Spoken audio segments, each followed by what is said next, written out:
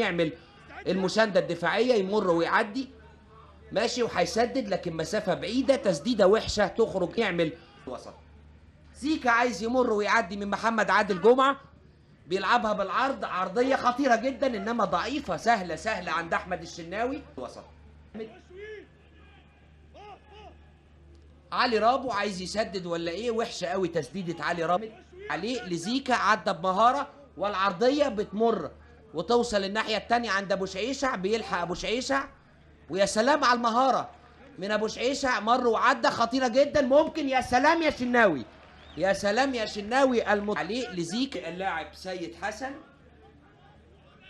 كان في اللعبه اللي فاتت، ادي التسديده القويه، وتسديده قويه ومن مسافه قريبه جدا، لكن الشناوي اللاعب سيد انما لعب لعلي رابو في نص الملعب لمحمد ابو شعيشع، هيسدد ولا ايه ابو شعيشع؟ لكن تسديده وحشه قوي من محمد ابو، انما لعب لعلي رابو. في اللعبه اللي جايه ايمن حفني، وعرضيه خطيره جدا، ممكن تكون فرصه انما مش ممكن، الى خارج الملعب، ضربه مرمى، دخلوا على بعض. اسلام جمال وباسم مرسي كانوا بيتكلموا مع بعض في اللعبه اللي فاتت، كان باسم مرسي بيقول له سيبها لي، ادي العرضيه كانت هديه، انما في اللعبه وبيطالب لعيب الزمالك بلمسه يد على اللاعب اسلام فؤاد، لكن حكم اللقاء تسديده وبيطالب يمكن في 3 4 متر ما تعدتش فيهم الكوره. اسلام فؤاد لو راح وسط 3 هيبقى فيها خطوره، استنى سيد حسن، خطيره جدا، هيعمل بالعرض ولا ايه؟ لكن الشناوي يمكن في هذا اللقاء هجمات مرتده، ادي سيد حسن شاطها قويه، لكن في هذا اللقاء بس للمقاولون العرب لعب احمد علي لاسلام فؤاد كعب، وادي زيكا، لكن تسديده فيها فكره والله، تسديده زيكا، لكن تعلو عارضه الشناوي الى خارج الملعب، ضربه مرمى، عايز يلفها في الزاويه البعيده زيكا.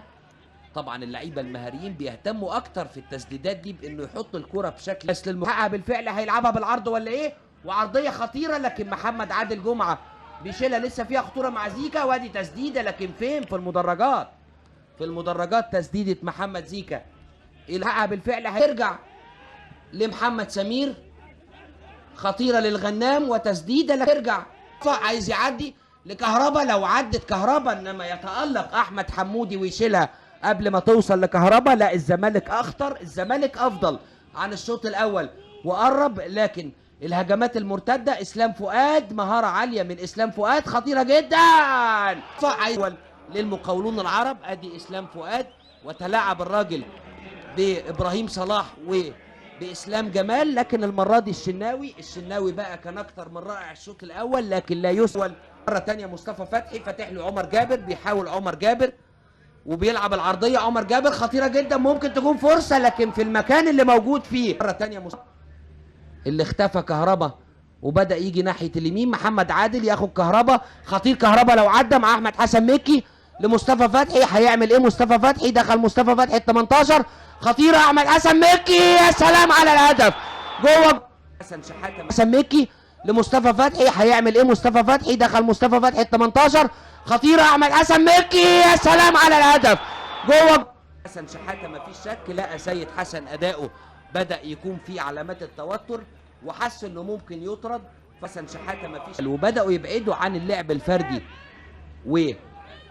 والاهتمام بالظهور بالفرديه، وبداوا يبقى جمال بيدور ويلعب البينيه، خطيره جدا، الغنام لو استلم ولف بظهره هيبقى فيها خطوره، ادي زيكا، هيعمل ايه زيكا؟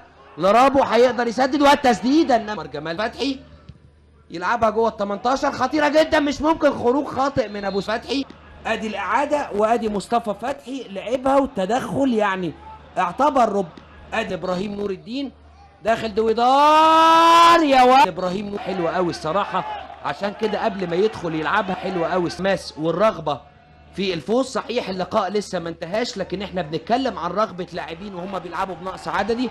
ادي اللذيذ الرايق مصطفى فتحي ماشي ومعدي، يا سلام على المهاره، مهاره عاليه، هيعمل ايه مصطفى خطيره، مصطفى يقدر، مصطفى مش ممكن، خطيره جدا، خطيره، بيحاول مره ثانيه، ماس والرغبه وقت بديل هيعلن لنا عنهم لسه الحكم الرابع احمد الدليل.